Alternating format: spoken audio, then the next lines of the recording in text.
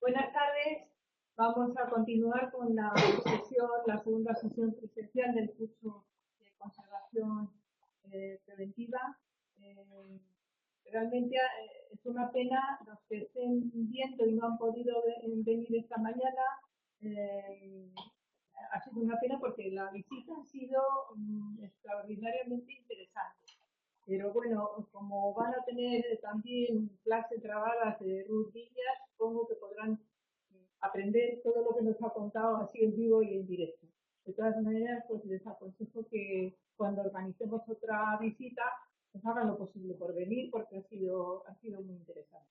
Bien, pues ahora vamos a continuar esta sesión con el profesor Juárez, que nos va a hablar de protocolos de desastres en archivos históricos y vas a hablar de un caso práctico, el caso del Archivo Militar de Segovia, que fue hace 2 años. 2 años más también. Y que lo pasaron muy mal. Bueno, muy divertido. Lo que pasó no es divertido, pero nos sirve para profundizar un poco en la gestión de un protocolo de desastre. Un caso tan específico y tan complicado que no se da. Me han dicho esta mañana algunos amigos que era complicado sobre el plan de desastres y que había que estudiarlo con bastante detalle, ¿no? Pero bueno, seguro que Eduardo lo va a explicar. Pues ahora que voy. Bueno, pues efectivamente vamos a trabajar un poquito, hablar un poquito sobre qué hay que hacer o cómo se debe tratar en un caso práctico, gestionar un desastre de estas características como el que experimentó el Archivo de Segovia, el Archivo Militar de Segovia. Pero antes de empezar, como sé que hay gente que estáis aquí, algunos de archivística, voy a meter una nota a pie de página. La idea es hablar de 2 cosas. Primero, el MOOC que estamos haciendo en la Universidad Carlos III de Madrid. Tenemos un MOOC de caligrafía y paleografía, con teorías de aprendizaje de lectura de textos de letras medievales y modernas a través de la paleografía digital y de la caligrafía. Sabéis que los cursos MOOC son cursos gratuitos. Está en la plataforma ERES. Os animo a que os matriculéis. Primero porque os va a encantar, segundo porque hemos trabajado muchísimo y queremos que lo disfruten todos los alumnos posibles del mundo mundial. Empieza en el mes de marzo, ahí tenéis un mes para matricularos, pero vamos, matricularos el curso es de verdad, es una joyita lo que hemos fabricado, además va a tener continuaciones, otra por lo menos, 2 por lo menos, más centradas en algunos tipos de cancillerías medievales y modernas españolas, tiene algunas tipologías documentales. ¿En castellano? Sí. Sí. Es que he pensado que ya lo valoramos al principio, pero tú piensas intentar explicar en inglés las letras castellanas. No. Yo lo puedo explicar en inglés, pero luego digo, y ahora vamos a leer. Y empezamos a leer el documento en español, en castellano, ¿no? Entonces resulta un poco complicado. Y lo haces tú y Diego. Yo, Diego Navarro y José Luis Latorre, que es el director de la Archivo Histórico Nacional. Somos los 3 mojetes. Entonces, os recomiendo que os apuntéis, porque además lo vais a pasar muy bien. Es un curso de introducción, trabajamos desde las letras visigótico mozárabe hasta las humanísticas del siglo XVIII y la novedad es que trabajamos con un proceso de aprendizaje nuevo, que es el proyecto de innovación docente en el que trabajamos este grupo de investigación, que tratamos de utilizar la paleografía digital, es decir, recursos digitales, para poder llegar a una nueva docencia de la paleografía, asociándolo también a la escritura, aprendéis a leer y a escribir, también caligrafía. Por tanto, todos los que os apuntéis, bienvenidos. Lo paséis muy bien. Segunda nota de registro quedan 2. La segunda es el proceso, la fase de digitalización del grupo de investigación Señoríos Medievales Segovianos que estamos currando en el archivo ducal de la Casa de Alburquerque, en el Castillo de Cuello, en Segovia. También especificado. Quien quiera venir, se acerca, son los sábados. Empezamos a las 10 de la mañana, terminamos a las 2:30. Venís allí, os metéis en un castillo, en la torre del homenaje. Tiene un acceso para minusválidos magnífico, una escalera de caracol así de más o menos 100 escalones hasta que llegamos a la sala de investigadores. Trabajamos con documentación asombrosa de los siglos XV y XVI. Y bueno, los mismos libros que es invitados, podéis venir los que queráis, me avisáis, me escribís.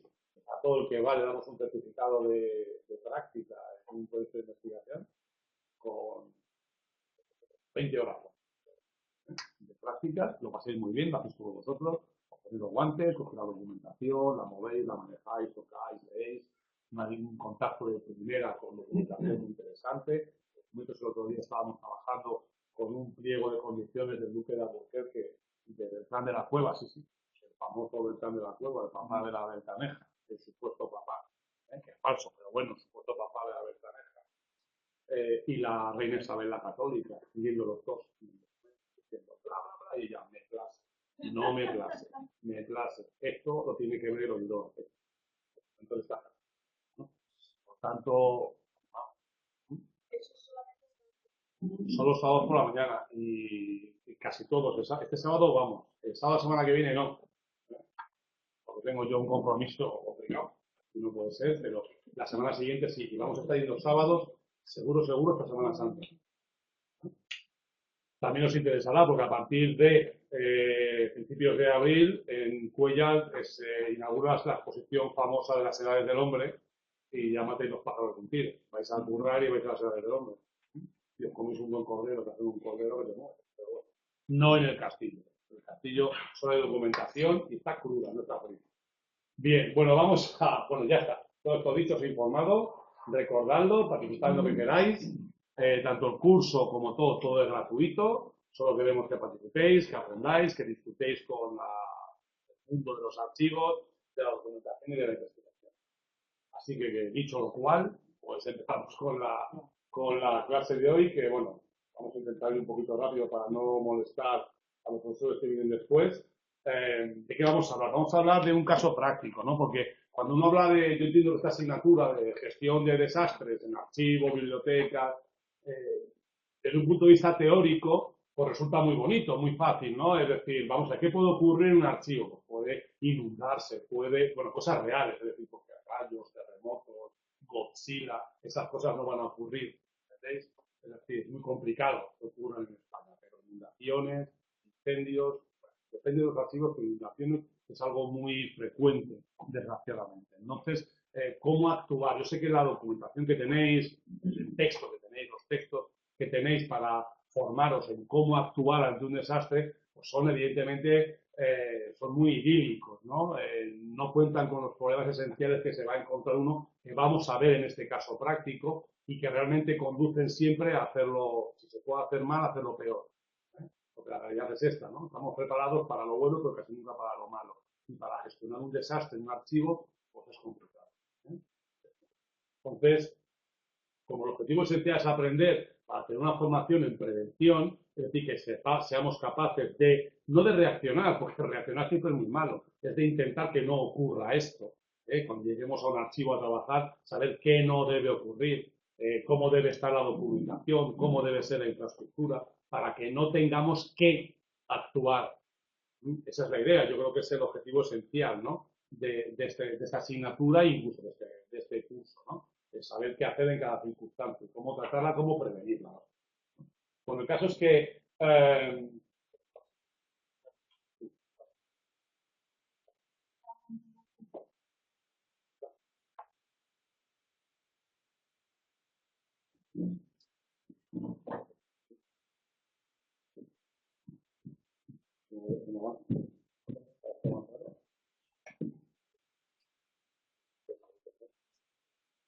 para evitar.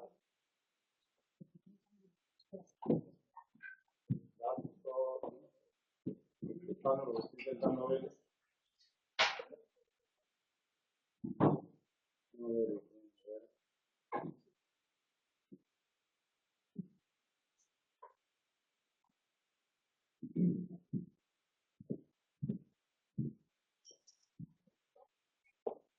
estoy viendo que no está habilitado, pero no sé qué debe ser capaz de moverlo. Este hace, ¿será este?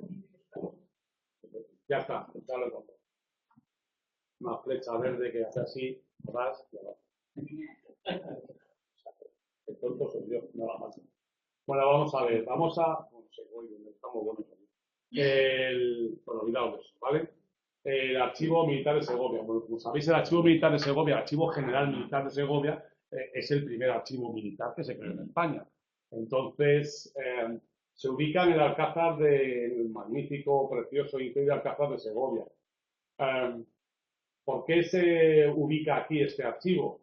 Bueno, pues en 1862, sabéis que hasta 1862 y desde 1764 aproximadamente, el Alcázar albergaba el Real Colegio de Artillería, la primera escuela militar de artillería que se creó en España, de las primeras de Europa, y actualmente sigue estando en Segovia, aunque no aquí, la escuela militar en uso más antigua del mundo.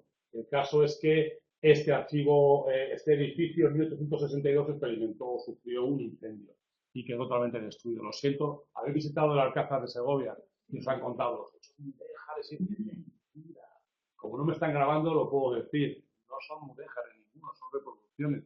Quedó arrasado completamente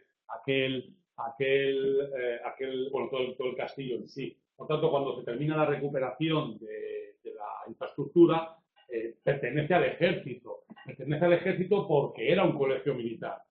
Previamente, esto era un castillo real. Segovia es un señorío de realengo. Por tanto, el castillo era la casa del rey dentro de Segovia. Entonces, cuando se cede para que se utilice como colegio militar, queda en manos del ejército. A partir de ese momento, se le da una utilidad. La utilidad es establecer el primer archivo militar de España, ¿no? El primero y principal. ¿Sí? Han aprendido de aquí está, ¿no? Bien, ¿cuál es el problema? El problema esencial es que siempre en este país y generalmente en muchos países, específicamente europeos, en Francia, en Inglaterra, se tiende a dar uso a edificios históricos para reconvertirlos a depósitos, para bibliotecas o para archivos, ¿no? Puestos a, como he dicho, a desarrollar políticas de prevención, pues lo lógico es decir, mire, muchas gracias, nos parece precioso el Alcázar de Segovia, pero no queremos el archivo aquí. Claro, porque es que lo que se hace es una reutilización de un edificio histórico con unas condiciones, unas características previas que tú debes adaptar a la gestión y a la ubicación de las características propias del archivo. Esto quiere decir que no quiero ser hablar, es decir, que no nos sirve, es decir, la infraestructura, este es el primer error, el ubicar dentro de un castillo remodelado en el siglo XVI, XVII, XVI y después reconstruido a finales del XIX, en la originalidad de ese edificio, reconvertirlo en un archivo histórico. Entonces, un archivo histórico, un archivo central, lo mismo me da. No me importa la funcionalidad del archivo, sí en un depósito. Y esto es un problema, primero por las características propias del edificio. Como veis, el edificio no es una construcción en planta amplia, sino que es un edificio que es muy estrecho y muy alto. Y además con una planta que es amorfa, alargada, es decir, ¿qué vamos a utilizar dentro del edificio para ubicar las salas de depósito, gestión, consulta de la documentación? Bueno, pues lo que podamos. Porque también hay que tener presente que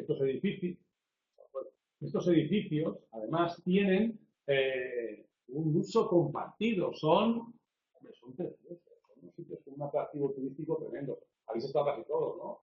En Segovia, cuando uno va, es inevitable dar un paseo por el Alcázar, entrar a subir a la Torre de San Segundo, el patio de armas, entrar allí a la armería, que se enseñe el lugar por donde se cayó el hijo de Enrique II y que se tiró detrás la nodriza para que no la mataran, todas esas chorradas que cuentan los días y que hacen el edificio algo romántico, maravilloso. Está muy bien como un edificio histórico, pero está muy mal como un depósito. Entonces, el problema, tenemos espacios compartidos. ¿Qué vamos a utilizar? ¿Las mejores salas, las más ubicadas? Pues mire usted, no. Las salas más bonitas, las mejor diseñadas, las más amplias, esas salas las dejamos para la industria turística, para colocar las armaduras a caballo, no importa que estén mezcladas, que tengan los pies de infantería y los guanteletes de caballería, que nada, si los turistas son unos paletos, les da lo mismo, ¿verdad? Entonces hacen la foto, el selfie con el monigote y se van tan contentos. El caso es que destinamos la parte principal, la parte más importante, la parte básica del edificio, se emplea exclusivamente para el uso turístico. Por tanto, ¿qué destinamos al depósito? Pues lo que podemos, lo que nos dejan, ¿no? Y dentro de lo que podemos y nos dejan, pues lo que hacemos es adaptarlo a normas básicas de gestión archivística, ¿no? Como os he dicho, como dice que la adaptación es imposible. Además, también pensar la afluencia brutal de turistas que tiene una ciudad como Segovia, la afluencia brutal que tiene de turistas en la Alcázar de Segovia, con lo cual el trajín, el movimiento, el desgaste y el uso del edificio con tanta gente también va a afectar al propio funcionamiento del archivo. Entonces, ya por decisión, por norma, el decidir que los edificios históricos tengan que tener una utilidad como esta es una insensatez, es mucho mejor. Ahora, la tendencia en los últimos 50, 60 años es darles una funcionalidad educativa, es decir, ubicar dentro de ellos centros educativos, como pueden ser institutos de bachillerato, escuelas de formación. Estoy pensando, por ejemplo, en el Castillo de Cuéllar, en el que estamos digitalizando, que es un instituto de bachillerato. O el Castillo de Coca, que era de la Duquesa de Alba, bueno, no sigue siendo, y es un centro de formación de capacidades forestales. Entonces, al castillo se da una utilización que, seamos sinceros, a los alumnos que están estudiando no nos importa que la casa sea más grande, más alta, más baja, el techo más bajo, con más menos luz, es decir, nos adaptamos bien, pero la documentación no. ¿La documentación es un ser vivo? Teóricamente no, teóricamente sí. ¿La documentación se adapta bien a las condiciones de este edificio? No, no se adapta. No se puede adaptar, no son las óptimas para llegar aquí. ¿Cuál es el problema? Pues la disponibilidad del edificio. No vamos a quedar al botón. Bien, ¿por qué no se amplía la verdad?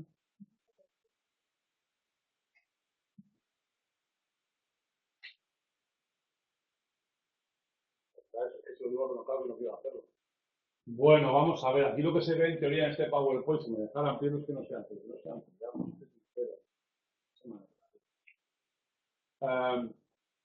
lo que aparece es la constitución del... ¿Con este? No. Esta línea. No, porque estoy en un icono de pinturear aquí. Yo no quiero pintar, yo quiero mover, quiero una mano por aquí. Esto parece el Photoshop, este formato. Y tampoco puedo usar esta línea. No, porque tengo cogido el icono del lápiz, este, que es este de aquí que tengo cogido. Esto que es flecha, no quiero pintar nada. Pintar el lapicero ese, y luego pintar. Yo tengo aquí lo que pone mostrar el escritorio, mostrar un estado de referencias, ver.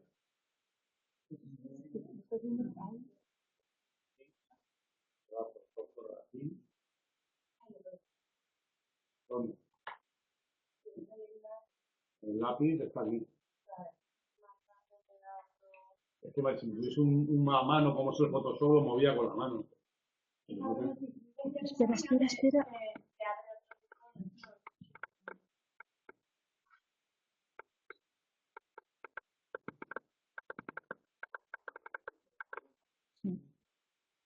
Es que podía dar ese mostrar el escritorio. ¿Lo voy a ver? Claro. No me deja hacer la pizarra.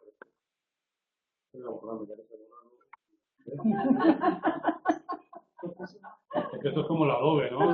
Es un Photoshop esto. Y si pones el lápiz en la esquina... Y te lo arrastras. No. Me falta una mano sobre deshacer, no quiero deshacer.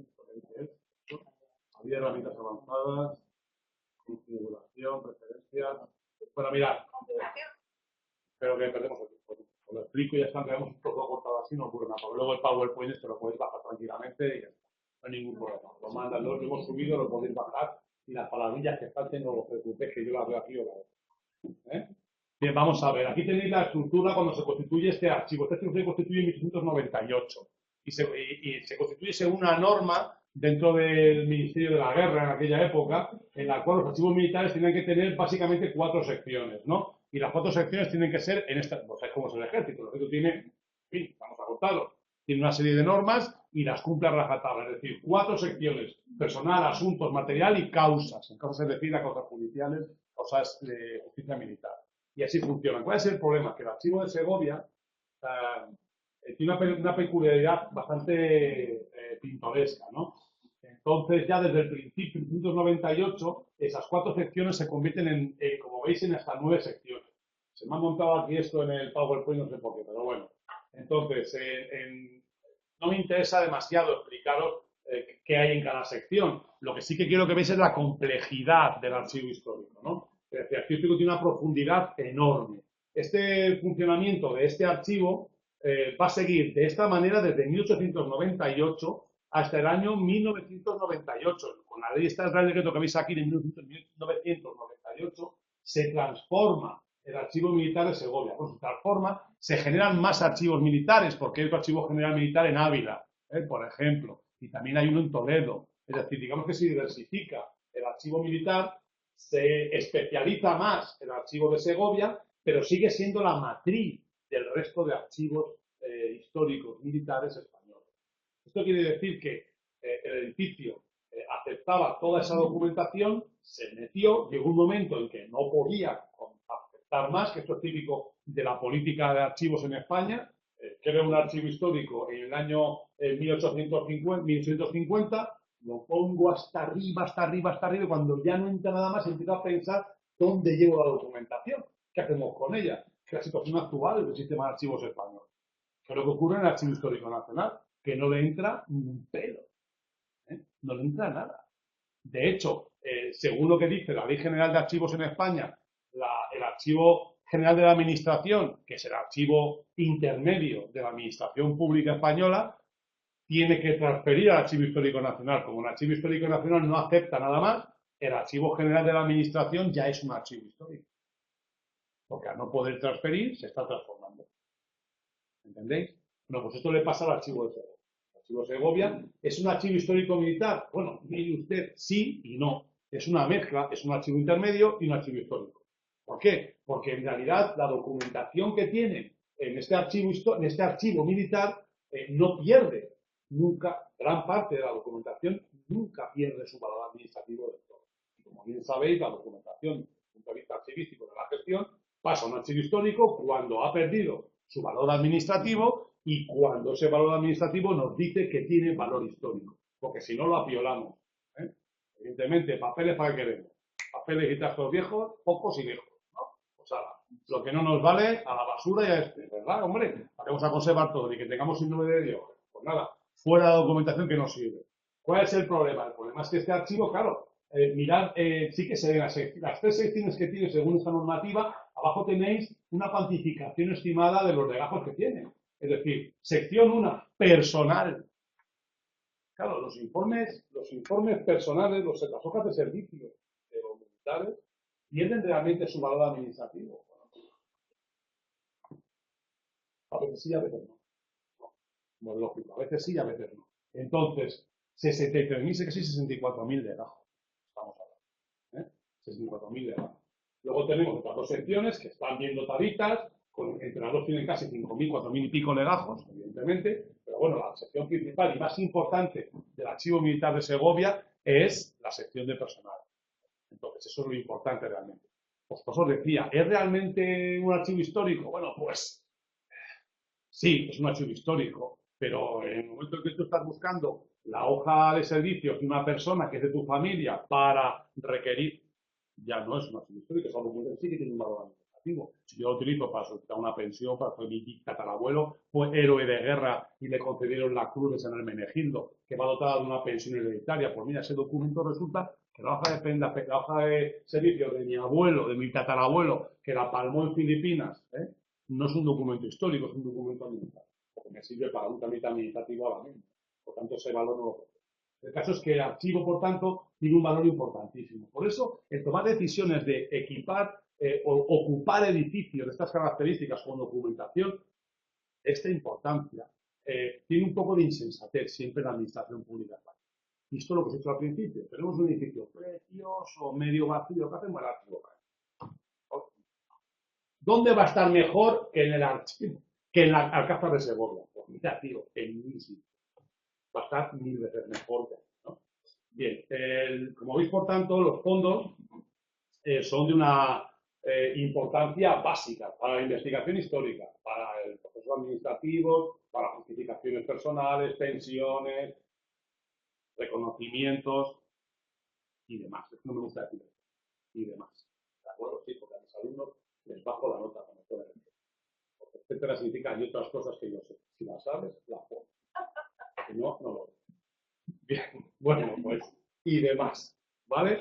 Bueno, infraestructura del archivo. Como os he dicho, es un archivo que se constituye en 1898, con lo cual, en 1998, bueno, en los años 70, cuando ya realmente la ciencia archivística se considera como tal en España, cuando empieza a trabajarse la archivística, no se empieza a pensar en los archivos como un cajón desastre donde meter todos los papelajos que tienen los historiadores a mirar para escribir libros, sino que resulta que es patrimonio histórico del país, tiene función histórica, función administrativa, y también, hombre, son tesoros auténticos, ¿no? Y son el resto del pasado de nuestra sociedad. Pues resulta que cuando descubrimos eso ya tenemos una infraestructura heredada. Es decir, no solo el edificio está heredado, también la infraestructura está heredada, ¿no? Por tanto, aquí veis, ¿qué apreciáis esta foto que tenéis? ¿Veis una foto? No sé. Bueno, muy altas para empezar, pero sobre todo, ¿de qué está hecha la estantería?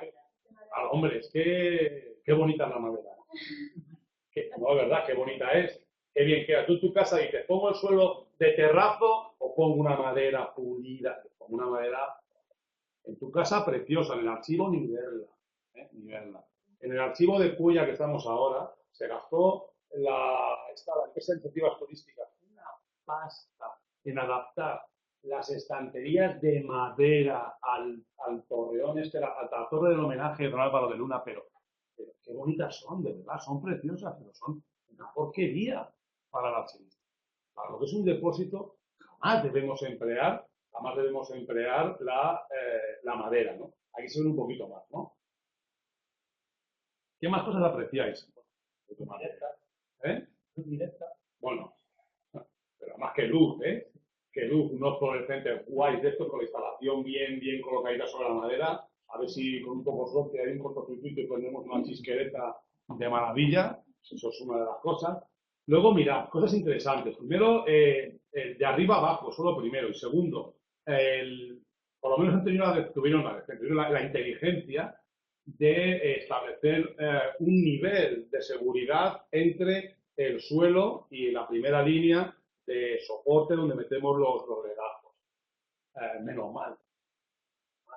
Claro, si hay una pequeña inundación, tenemos un poquito de agua así, no va a pasar nada si el soporte del material que empleamos para las estanterías es metálico. Si es madera, pues chico, la capilaridad es guay, ¿eh? ¿Sabes? Se moja la madera, sube la agüita y lo moja todo la agüita. Luego, mirad aquí cómo están colocados los legajos. No son realmente legajos, sino que son carpetas, no son cajas, quiero decir. Lo que es una carpeta, es un sistema tradicional, voy a decir lo mismo. Es un archivo que tiene, cuando se reforma la ley, cuando se aplica el Real Decreto del 98, lleva 100 años, es decir, es una inversión brutal. Es decir, el gastarse dinero en renovar los soportes, las cajas donde va metido la documentación, de cerca de 70.000 legajos, y en este país no se invierte en archivos. No se invierte en personal, se va a invertir en material. Ni locos. Entonces, oye, ¿quién invierte? Invierte en la Iglesia Católica. La Iglesia Católica, así pueden inmatricular bien todos los muebles que quieran, porque tiene la documentación bien localizada, ¿eh? Y ahí sí que se gasta dinero. Sí que meten dinero en armarios compactos, estupendos, para proteger ignífugos. Muy bien. Esto, bueno, el caso es que no me quiero meter más en cuestiones políticas. Aquí tenéis lo que estáis viendo, apreciáis la separación. Es básica la separación en la ubicación de los legajos dentro de la estantería. Hay que apretarlos bien apretaditos. Tiene que estar la documentación con el menor espacio posible. ¿Por qué? Porque con vistas a inundación o incendio, la eliminación de cualquier cámara de aire, de cualquier espacio vacío, permite primero que entre menos agua y segundo que los daños por fuego sean menores. Hay que apretarlo bien apretado.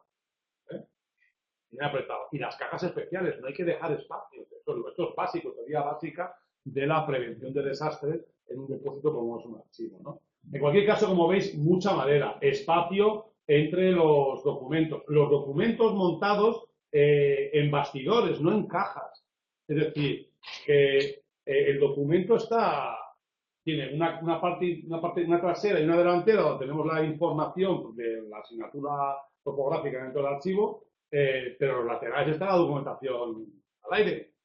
Es decir, que si llega el agua, se pega un chapuzón de maravilla todos los documentos uno detrás de otro, que les quede muy bien. Como veis, ahora hablaremos de dónde están estos depósitos, ¿no? En cualquier caso, ahí se ve mejor esta foto, ¿no? Bueno, es un poco oscuro.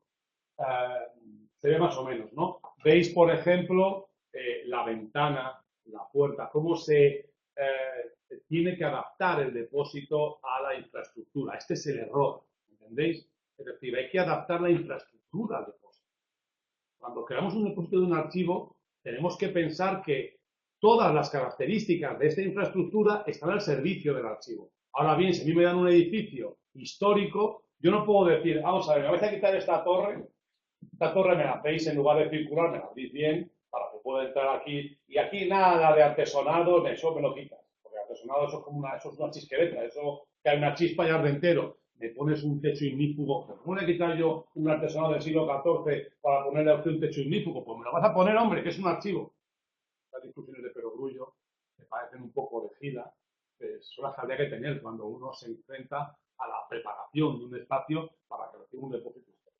El caso es que el archivo de los depósitos del archivo de Alcázar de Segovia tienen este tipo de problemas evidentes de falta de adaptación de la infraestructura a propósito final. Antes de decir dónde están los depósitos, ¿qué ocurre? El 7 de julio del 2014, que es cuando se produce esta inundación,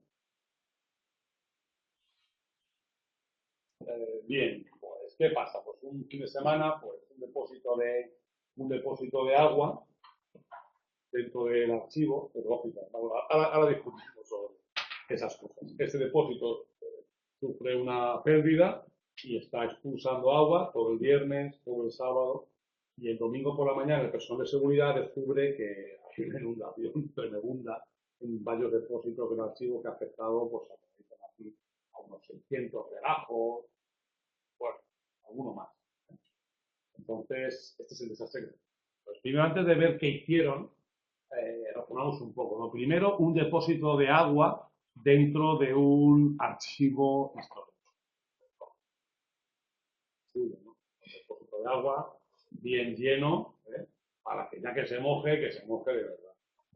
Vamos a dar tonterías, vamos a mojar 10 legajos, mojamos 600, hombre. Entonces, primero eso. Segundo, repito, un depósito de agua tiene una fuga e inunda el depósito. ¿Esto qué quiere decir? El depósito está aquí, de agua, y el depósito documental está aquí. Eso, tenedlo presente. Si vais a poner un archivo, a poner un depósito, que el depósito esté en la parte superior para que el agua llene bien los depósitos documentales. ¿Veis? Esa es la decisión, ¿no? Es decir, y esto es la razón de por qué los depósitos documentales están en esta parte inferior, es por el edificio histórico. Es como hemos empezado esta clase, hablando de por qué tenemos, maldita sea, que adaptar un edificio histórico a un archivo, darle otra funcionalidad. Entonces, ¿qué vamos a utilizar? Como os he dicho, vamos a poner en las plantas superiores los depósitos de documentación para que los turistas no puedan entrar y ver las ventanitas para ver todo el valle del río Lesma. ¿Entendéis? No, eso para los turistas, con los cuadritos, las estatuas, y que pagan sitios sortados por entrar allí. Después lo ponemos en la parte baja. La parte baja del castillo, que es una parte de la Roca Viva, es una zona que además está rodeada por dos ríos. De esta forma, llaman el Barco de Castilla, está la confluencia del río Clamores y del río Eresma. Entonces está rodeado por dos corrientes de agua.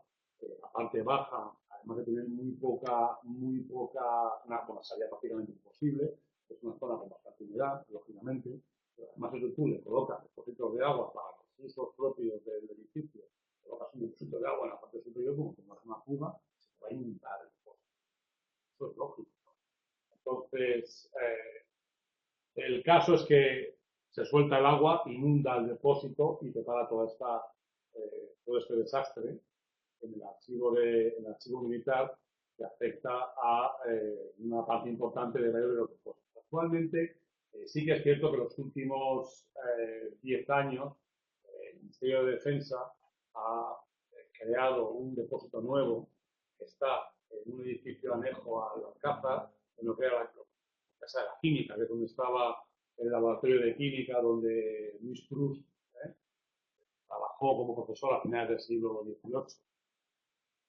Y ahí es cierto que el depósito está en la parte superior, que las estanterías no son estanterías, son armarios compactos, que están en un cierre hermético, ignífugo, estanco, es decir, sí que se ha invertido, pero claro, ahí que tiene el Alcázar de Segovia, pues tiene ahí el archivo a lo mejor un 10% de todo lo que tiene. Entonces, es que la inversión, os lo digo, es brutal. O sea, la inversión, yo recuerdo que para el archivo diocesano de Segovia, en el que digitalizamos para crear una zona de armarios compactos para aproximadamente, que tendrán 5.000, 6.000 legajos, no tendrán más. Metieron 2 compactos y invirtieron 150.000 euros. Yo os hablo de 5 o 6.000 legajos, imaginaros 70.000. ¿Qué hace falta? Hace falta una inversión de 1.000.000 de euros. ¿Quién se gasta 1.000.000 y pico de euros y solo hace en la Biblioteca Nacional? Entonces, porque no tienen dinero, no porque no quieran. Ni el Archivo Histórico Nacional, pues el Archivo Histórico Militar, uno de los que se gana, y por eso. Bueno, el caso es que se produce la inundación y aquí vemos lo que importa para esta clase sobre la gestión de desastres, qué es lo que hacen, ¿no? Bueno, evidentemente se produce la inundación la descubre el personal de seguridad, que es una subcontrata de seguridad forestal, ¿cómo se llama? Madesas o, ¿cómo se llaman estos los de Canarios? ¿De Canarios? Eso, uno de estos, ¿no? Sí, eso, pues yo creo que son esos los que están ahora.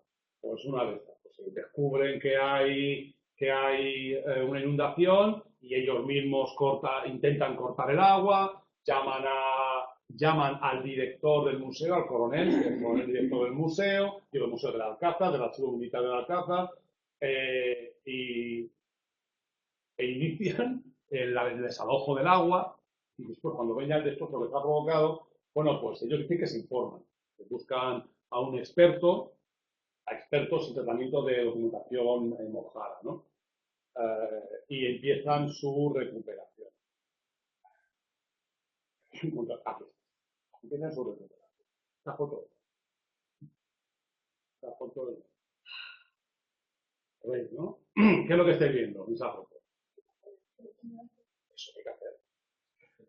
Es decir, cuando la documentación se moja, hay que usar el secador de pelo, que es lo mejor. En una entrevista que hacen al coronel, él cuenta, el coronel es amigo mío, pobre hombre, pero bueno, el coronel le cuenta y él dice que, bueno, que abrieron las ventanas para orear, para que se oreara todo el espacio y que se informaron con especialistas para la recuperación de documentación y que estaba el procedimiento para la limpieza, para el secado de la documentación. Entonces, ¿cómo uno ve esto? No sabe uno de esas, ¿vale? Él dice que la documentación estaba dañada, pero lo que no tenía, porque las cintas eran prácticamente indelebles. El 80% de la documentación de este archivo es documentación de entre 1.160 y 1.900, un poco. Es decir, una gran parte de la documentación, el tipo de papel que se emplea es un papel orgánico, un papel de trapo. Entonces ese papel sabemos que su capilaridad con el agua es de hasta el 200% de su peso. Las cintas que se emplean, la mayoría ya van siendo menos ferrogálicas, pero algunas pueden serlo. El agua es penoso para ellas, ¿no? Pero todavía es mucho peor el secado de este tipo. ¿Quién les ha aconsejado secar con secadores de pelo a los demás? Lo preguntaban a la peluquera. Claro, pero vamos a ver, ¿qué experto en cualquier lugar del mundo en recuperación de documentación mojada va a recomendar secarlo con secadores de pelo? Vamos a ver, los secadores de mano, no de pelo, los secadores de mano están absolutamente contraindicados. Están contraindicados porque, para empezar, provocan un secado rápido del material, de la materia escritoria, y van a provocar una pérdida, seguramente al 100%, de la contracción del papel, una pérdida de la tinta. Esas cintas, además, habéis trabajado con documentación del siglo XIX. El aglutinante de la tinta es muy malo en el siglo XIX. Y todos sabéis, los que habéis trabajado en ciclo de documentación, hay un momento en que siempre pensáis, tenía que haber caído una más. Porque a ver la documentación veis cómo resbala todo el metal. Y cae y se ponen las manos negras y el metal se está despegando. Todo eso lo aplicas ahora. Y luego la aplicación secador de pelo, ya no por la integridad propia del papel, que al contraerse y al dilatarse, las propias fibras de ese papel se van a fracturar, sino la unión entre el papel y la tinta. Entonces es una insensatez esto que hacemos, ¿no? Entonces digamos que la evidencia inicial, esencial de este problema es una ausencia total de un protocolo de actuación en un desastre. Yo no voy a decir que falta de formación, bueno, como os he dicho, sí, os he dicho al principio de la clase, lo importante es prevenir para que no ocurran estas cosas. Lo importante es llegar al archivo y cuando descubres que hay un depósito de agua que tiene 50.000 litros, ¿sí?, y está 4 pisos por encima del depósito, y te oiga, por favor, este depósito lo sacan ustedes a la calle, oye, queda como el culo en el Alcázar ahí, un depósito, pues lo pintan, pero no me lo ponen encima del depósito, porque va a fundir la documentación, sí o sí, porque los depósitos de verdad siempre pierden agua. La van a perder ahora o dentro de 50 años, pero la van a perder. O vas a gastarte dinero en renovar el depósito, pero ¿por qué? Si no se ha roto. Eso es lo que hacemos. Oye, cada 5 años depósito nuevo. Ese está fantástico, mírale. No, claro, cámbialo. Yo no voy a gastar dinero ni te voy a probar una partida de dinero en renovar un depósito de agua que lleva 5 años puesto. ¿A qué esperamos? Pues hombre, a que se rompa. Entonces, la idea es el siempre establecer un protocolo. Se produce una inundación durante 3 días prácticamente soltando agua. Hombre, por favor. Tenemos que tener indicadores, un sistema de detección de cualquier tipo, ese depósito con un sistema de detección de fuga de agua, mínima fuga de agua, que nos avise. Y por cierto, no avise a los de seguridad. De seguridad está para que paguen los turistas la entrada, para que la gente no haga grafitis en la sala del trono, para que no se lleven un cuadro o un cetro o hagan el canalla a los niños en la cama de Enrique III. ¿Entendéis? Para la seguridad del propio edificio, del archivo, está el personal del archivo. Entonces tiene que haber personal de guardia. Te puedes estar en tu casa viendo un partido de fútbol, jugando a las cartas en el cine, en Tananarive, de vacaciones, comiendo mono frito, me da lo mismo, ¿entendéis? Pero con una alerta que te avisa que hay un problema en tu archivo. E inicias un protocolo de actuación. Con un protocolo de actuación, en el momento que hay una fuga mínima, tú sabes que esto ocurre, tú avisas a quien corresponde porque es tu responsabilidad y se corta la fuga. Rápidamente, en cuestiones de minutos, no de días, en cuestiones de centímetros y no de arrobas, de metros cúbicos de agua. Vamos a ver, esa es la diferencia. Una vez que te encuentras el desastre, todo puede fallar porque todo es humano y no hay un sistema perfecto de protección cuando es un desastre. Tendrás que actuar en consecuencia. Es decir, tendrás que actuar en consecuencia. Entonces, lo primero que tienes que hacer, evidentemente, controlar la inundación. Esto me he hecho una perrería con el PowerPoint que vamos, no sé, le dar una pata a este ordenador y que se va a enterar. En fin, primero lo que he dicho, controlar la inundación, marcar la zona. Es decir, no estar como locos y empezar a correr, a sacar el agua, a moverlo. No, hay que valorar qué hemos hecho. Si ya cortamos el agua, ya no va a caer más agua. Bueno, ya, más no vamos a liarla. Entonces vamos a ver qué hemos liado. Vamos a marcar la zona. Vamos a ver qué se ha dañado. Vamos a valorar esos daños. Y, por supuesto, evacuar el agua. Evacuar el agua, no mover la documentación. Sacar el agua. Sacar el agua o con la fregona guay, ¿no? Ahí, que es lo que hicieron esto. Cogieron a todo el personal del archivo, todos los demás, con fregona, pim, pam. Maravilla. Oye, que ese papel de... pero qué hoja de servicio de la OIT. Y si se murió, qué mala. Ya está, ¿no? Pues no podemos hacerlo así, ¿entendéis? Es decir, que esto siempre pensamos, esto es típico de los españoles, que son los inútiles. No estudiar, no formarnos, no aplicar lo que hemos aprendido. Ahora diré la clave al final. ¿Vale? Y en el caso es que primero tenemos que sacar ese agua. Sacar el agua generalmente con bombas de succión, con materiales secantes, mecánicos poco. No queremos mover el agua. Lo que está haciendo esta no queremos hacerlo, porque movemos el agua y lo que está mojado podemos mojar más y podemos mover, hacer tracción sobre algún tipo de documento o algún legajo y destrozarlo más de lo que se ha destrozado ya por nuestra incompetencia, ¿no? Bien, una vez que hemos evacuado el agua, que hemos valorado, hay que valorar el daño que se ha producido. Vamos a ver qué hacemos. Lo primero, evidentemente, lo que tenemos que hacer es seleccionar o distribuir la documentación en función del destrozo que tenemos, ¿no? Tenemos que ver qué documentación se puede trasladar, qué documentación no. Y no me refiero a coger, uy, esta se me queda a cachos, esta no hay que trasladarla. No, se valora antes de moverla. Y yo sé que pensáis que, como está exagerando este tío en la clase de estar poniendo en las situaciones, perdonadme, que lo digo. Uy, no mováis estos que cuando los coges se rompen. ¿Vale? Entonces, valorar en el lugar qué vamos a hacer, cómo vamos a moverlo, cómo vamos a desplazar, cómo vamos a cuidar a tratar de transformar esta, ¿no? Aquí tenéis unos ejemplos, bueno, que tampoco quiero profundizar más, porque esto lo veis en el tema de tratamiento de inundaciones, ¿no? Cómo tratar con documentación que tiene las cintas que son solubles, que no son solubles, con encuadernaciones. Esto que nos obliga a tener un estudio previo de nuestro archivo, siempre de prevención, en función de la tipología documental que tenemos. Entonces, la tipología documental, me refiero material, pues sabremos qué tipo de documentación tiene cintas solubles, cuáles no son solubles y en cuáles hay encuadernaciones para actuar en función de este depósito que se nos ha inundado 200 legajos, todos son tintas solubles. Estas técnicas de recuperación. Lo que desde luego no hacemos es abrir las ventanas. Porque lo que cuenta este señor en la entrevista, que creo que está enlazado ahí, es que abrieron las ventanas y pusieron un mallazo para que no entraran los insectos. Todos mojados, sientan los bichos, es muy malo.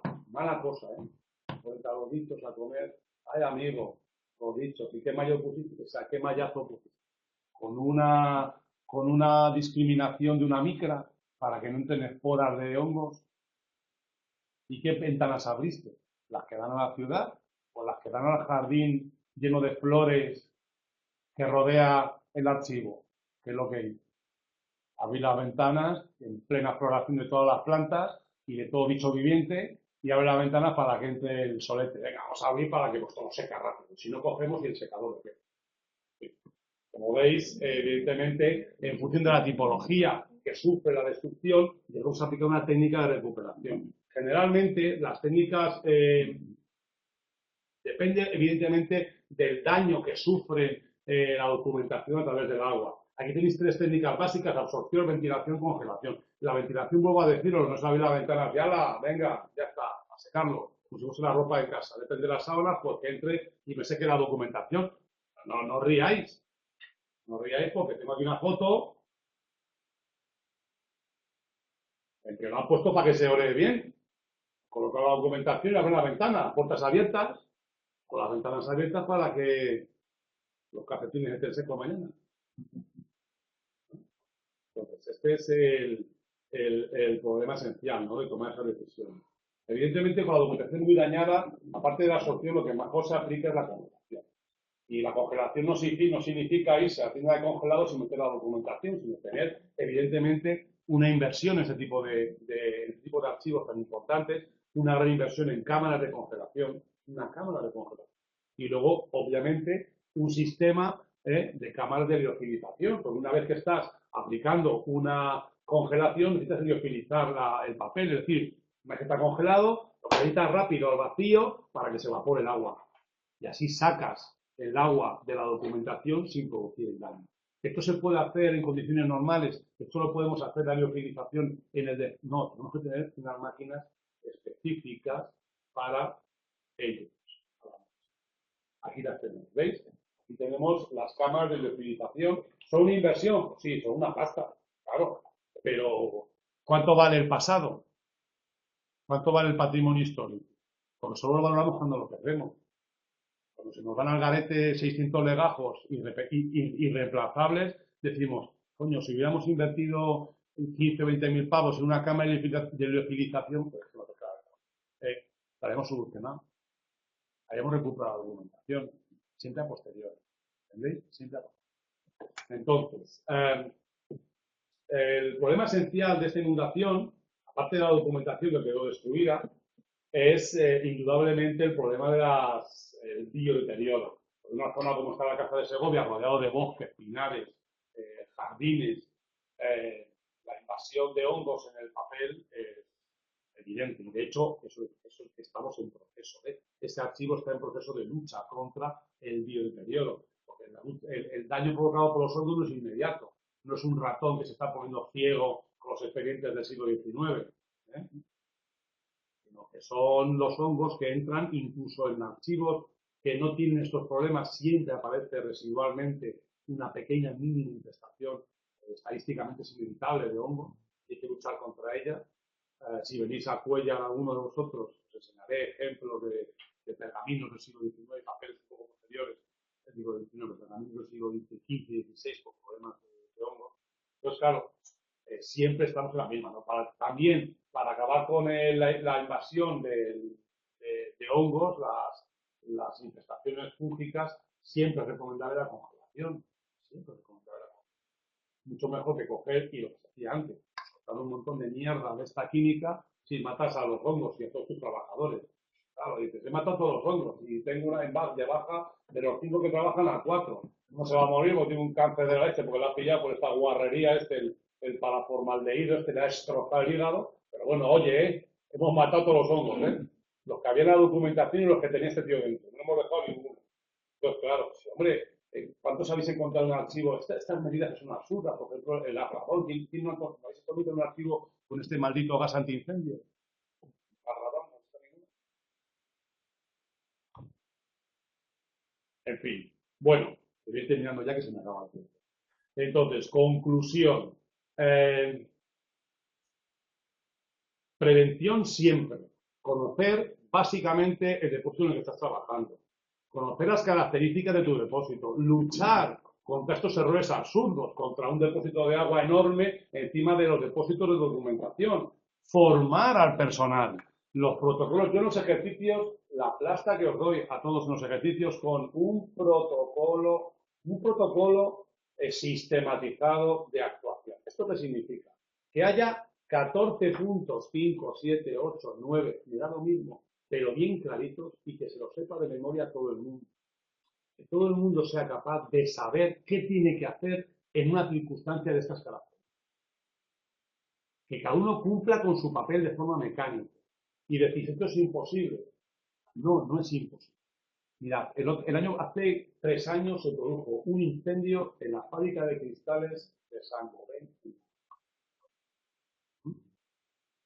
Y el protocolo de actuación ante un incendio se activó y cuando llegaron los bomberos, el fuego lo habían extinguido. Los trabajadores cumpliendo el protocolo de actuación. Esto quiere decir que si tienes al personal formado, motivado y preparado para actuar de forma mecánica en esta situación, no vas a tener ningún tipo de problema. Vas a tener un problema mínimo. Es decir, la incidencia del desastre en tu archivo va a ser mínimo. Por eso es tan importante la prevención. Es mucho más importante no tener ni pajolera idea de cómo se recupera la documentación mojada y ser un fiera en preparar un protocolo de prevención de una inundación. Muchísimo mejor. Muchísimo mejor. Que te pregunten, ¿cómo se seca la documentación? ¿Con secadores de pelo? Secadores de pelo, con el microondas. Pero coño, ¿cómo se...? Si es que yo tengo un protocolo de actuación que no llegamos a esta situación. Entonces hay que intentar siempre formar al personal para evitar esta situación. Es la característica esencial. Yo creo que es la enseñanza de este desastre. Por un lado, la inadaptación de la infraestructura al servicio que se le da, que eso es básico, y es obligación del personal profesional del archivo. No cansarse de decirlo. Hay que trasladar el archivo de aquí. Esto es muy guay para el turismo, para hacer cursitos, teatralizaciones, la reina Isabel la Católica saliendo para ser coronada en Segovia, los caballitos, muy bonito todo eso. Y el archivo fuera de aquí. ¿Entendéis? Y decirlo permanentemente, hasta que al final os haga caso. Eso es lo primero. Y lo segundo, tener un protocolo de actuación claro, fácil y asumido por todo el personal para todo tipo de desastres. Afortunadamente, ya con esto termino, pero son las 6:15.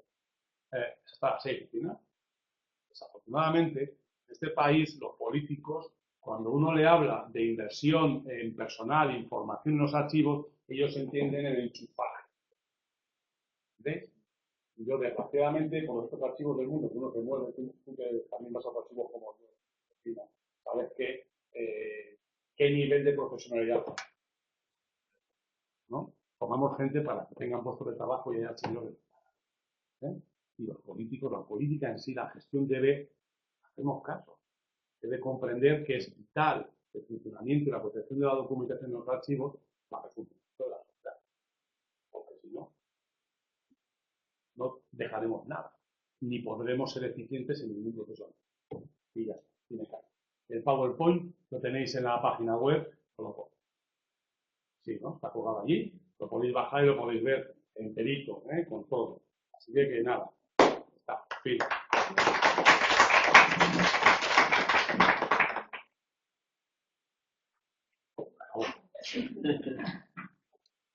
Un minuto de descanso. Ya has cortado la palabra.